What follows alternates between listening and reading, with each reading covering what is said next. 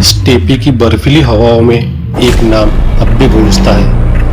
घोड़ों की टापे, तलवारों की झनकार और राख की गंध। ये कहानी है उस शख्स की जिसने अपनी तकदीर अपने हाथों से लिखी, खून और आग से। उसका नाम तेमुजिन, मगर दुनिया उसे जानती थी चंगेज खान के नाम से। सन 1162 मंगोलिया की सर्द हवाएं खुले मैदानों में चीख रही थी। झोपड़ी के भीतर दर्द से कराहती हुई महिला होइलन अपने छठे प्रसव में थी। अंदर आग की हल्की लौ कांप रही थी। बाहर बर्फ और हवा का संग्राम था। रात के तीसरे पहर एक बच्चा जन्मा, तेमुजिन। बुजुर्गों ने देखा उस बच्चे की मुट्ठी में खून का थक्का था। यह अशुभ माना जाता गया, मगर एक बूढ़े शमन ने धीरे से कहा, यह बच्चा या तो मंगोल का सरदार बनेगा या इस धरती पर तबाही लाएगा। पिता येसुजई मंगोल कबीले के मुखिया थे। वे शक्तिशाली तो थे, लेकिन शत्रुओं से घिरे हुए। तेमुजिन की मां होइलन को अपने पति की हत्या के बाद अपने 7 बच्चों के साथ स्टेपी की कठोर हवाओं में छोड़ दिया गया। भूख ने परिवार को निचोड़ दिया। बच्चों ने कंदमूल खाए, छोटे जानवरों का शिकार किया। एक दिन बड़े भाई बख्तर ने तेमुजिन का हिस्सा छीन लिया। तेमुजिन ने अपनी छोटी सी धनुष्य उठाई और बख्तर को तीर से मार गिराया। यह उसका पहला खून था। उस रात स्टेपी की हवाओं ने उसकी सिसकियों को सुना और प्रतिज्ञा की गूंज उठी, कमजोर को कोई नहीं पूछता। किशोर तेमुजिन को एक प्रतिद्वंदी कबीले ने पकड़ लिया। उसे एक लकड़ी के तख्त से बांध दिया गया। स्टेपी की ठंड रातें उसकी हड्डियों में समा गई, मगर तेमुजिन ने हार नहीं मानी। एक रात उसने पहरेदार को धोखा दिया और भाग निकला। यह उसके जीवन का दूसरा बड़ा सबक था। भरोसा मत करो, तलवार और चालाकी ही असली दोस्त है। तेमुजिन ने युवावस्था में बोरते नामक लड़की से सगाई कर ली थी। बोरते उसकी ताकत और कमजोरी दोनों थी, लेकिन जल्द ही किस्मत ने उसे आजमाया। मार्केट्स ने बोरते का अपहरण किया। तेमुजिन टूटा नहीं, उसने जमुका के हाथ मिलाया। दोनों ने 20,000 घुड़सवारों के साथ दुश्मन पर धावा बोला और बोरते को छुड़ाया। जमुका और तेमुजिन ने रक्त की शपथ ली, मगर सत्ता की भूख ने दोस्ती को जला डाला। जमुका ने तेमुजिन के खिलाफ 30,000 सैनिकों के साथ हमला किया। Battle of Dalan, बलजुक 1187। तेमुजिन हार गया। 70 युवा साथियों को दुश्मनों ने पकड़ा और उबाल कर मार डाला। तेमुजिन ने जलते शवों को देखते हुए कसम खाई, मैं लौटूंगा और स्टेपी की हर सांस को अपना नाम याद कराऊंगा।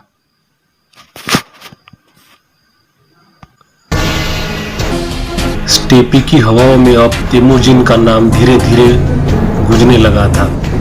छोटे छोटे कबीलों में उसकी बहादुरी के किस्से सुने। एक लड़का जो जंगल में भूख से लड़ा, भाई को मारा, बंदी गृह से भाग निकला और अपनी पत्नी को 20,000 घुड़सवारों के साथ छुड़ा लाया। जमुका की गद्दारी और बैटल ऑफ दलन, बलजूत में मेरी हार के बाद तेमुजिन ने अपने सैनिकों को एकत्र किया। वो रात याद थी जब उसके 70 साथी उबाल दिए गए थे। वो अपने हर सैनिक से कहता, याद रखो, जो हमें कल झुकाना चाहते थे वो कल हमारे सामने झुकेंगे। 3 साल बाद तेमुजिन ने जमुका पर धावा बोला। स्टेपी के मैदानों में घोड़ों के टापों से धूल उड़ने लगी। तीर ऐसे गिरे जैसे आसमान से बारिश हो रही हो। जमुका हार गया। उसने भागने की कोशिश की, मगर अपने ही लोगों ने उसे पकड़कर तेमुजिन के हवाले कर दिया। तेमुजिन ने कहा, तू मेरा भाई था, गद्दार बन गया, अब मैं तुझे शाही मौत दूंगा। जमुका की गर्दन मरोड़ दी गई, कोई खून नहीं बहा। तेमुजिन ने कहा, मेरे दुश्मन का खून जमीन पर नहीं गिरेगा। तेमुजिन का नियम और अनुशासन। अब तेमुजिन ने मंगोल समाज में नियम लागू किए। पहला नियम था, चोरी करने वालों का सिर काट दिया जाएगा। दूसरा नियम, युद्ध के बाद सैनिकों को लूट नहीं बल्कि हिस्सा मिलेगा। तीसरा नियम, औरतों और बच्चों को नहीं मारा जाएगा। चौथा नियम, हर 10 सैनिक का एक नेता, हर 100 का 1000 पति। स्टेपी में पहली बार एक सख्त शासन व्यवस्था कायम हुई। सन 1206 मंगोलों की सबसे बड़ी सभा कुरुलताई बुलाई गई।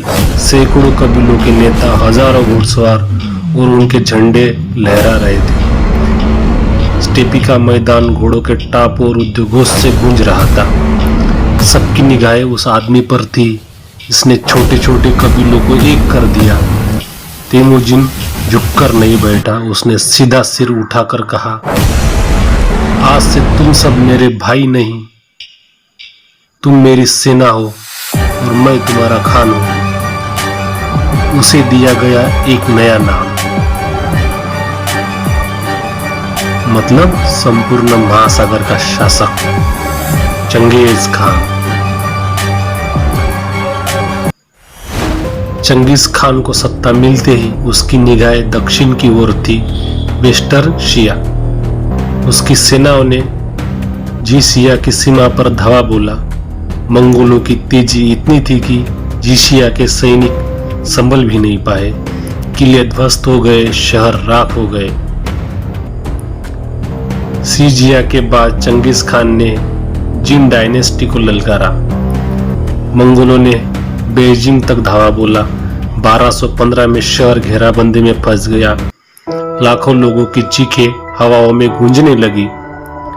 मंगोल तीरंदाजों की बरसात, तेज घोड़ों की गूंज और तलवारों की झनकार ने शहर को दहला दिया। आग लगी, महलों के गुंबद ढह गए। यहाँ तक तेमुजिन अब चंगेज खान बन चुका था, स्टेपी का बादशाह, जिसने अपनी सत्ता की पहली लहर से ही एशिया को हिला दिया।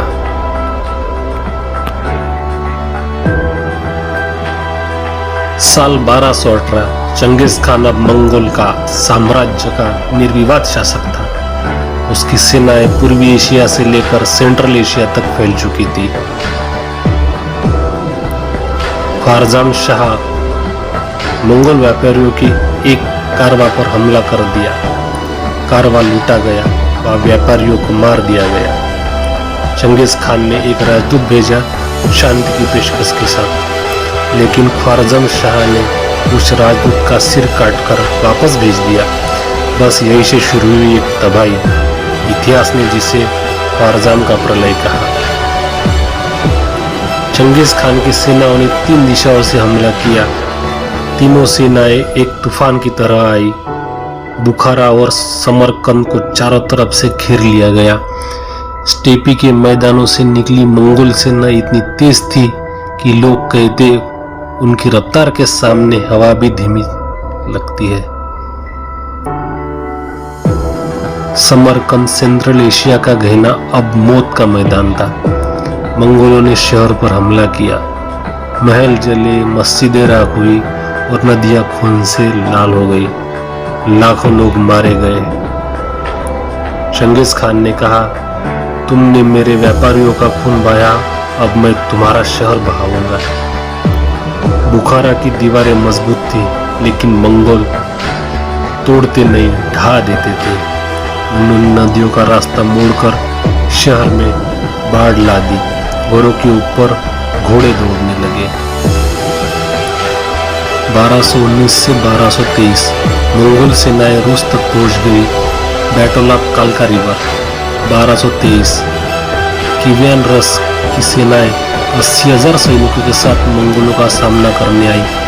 मंगोलों ने रणनीति से उन्हें फंसाया और एक दिन में 50,000 से अधिक सैनिकों का संहार कर दिया। स्टेपी की बर्फीली हवा में शवों की दुर्गंध फैल गई। 1227 चंगेज खान वेस्टर्न शिया के खिलाफ अभियान पर था। मंगोल सेना ने शहर के चारों ओर नदियों को मोड़ दिया। शहर डूबा और जीवित लोग भी मलबे के नीचे दब गए। इस दौरान चंगेज खान बीमार पड़ गया। कुछ कहते हैं घोड़े से गिरने की चोट से उसे तोड़ा, कुछ कहते हैं दुश्मनों ने जहर दिया। 18 अगस्त 1227 स्टेपी की हवाओं में एक सन्नाटा छा गया। चंगेज खान अब नहीं रहा।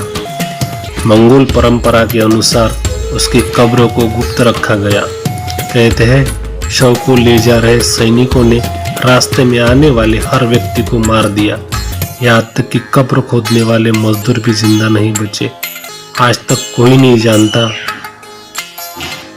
चंगेज खान कहाँ दफन है।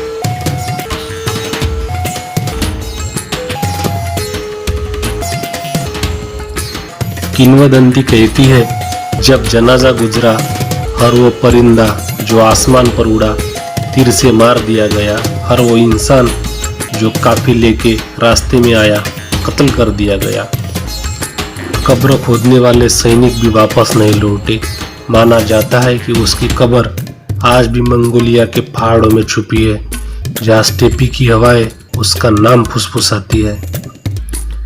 चंगेज खान के 4 बेटे जोची, चगताई, उदेगाई और तौलोई ने साम्राज्य को 4 हिस्सों में बांटा, लेकिन सत्ता की यह विरासत सिर्फ बांटी नहीं गई, इसने पूरी दुनिया को हिला दिया। उदेगाई ने साम्राज्य को यूरोप की तरफ बढ़ाया। बतू खान ने रूस और पूर्वी यूरोप को कुचल डाला। कुबलाई खान ने चीन में यौन डायनास्टी स्थापित की। स्टेपी की हवाएं कहती चंगेज खान तो मर गया, मगर उसकी सल्तनत अब भी सांस ले रही है। चंगेज खान के साम्राज्य ने इतिहास में सबसे बड़ा भूभाग जीता, करीब अपनी धरती का 22%। 1206 से 1368 तक स्टेपी के योद्धाओं का आतंक पूरी दुनिया पर छाया रहा। उसकी सेनाओं की तेजी, युद्ध की रणनीतियां और अनुशासन आज भी सैन्य इतिहास में पढ़ाई जाती है। 2003 में वैज्ञानिकों ने एक चौंकाने वाली खोज की। दुनिया की 0.5% आबादी यानी करीब 4 करोड़ लोग आज भी चंगेज खान का डीएनए लिए घूम रहे हैं। जो शख्स आधी दुनिया का मालिक था, आज भी आधी दुनिया के खून में जिंदा है।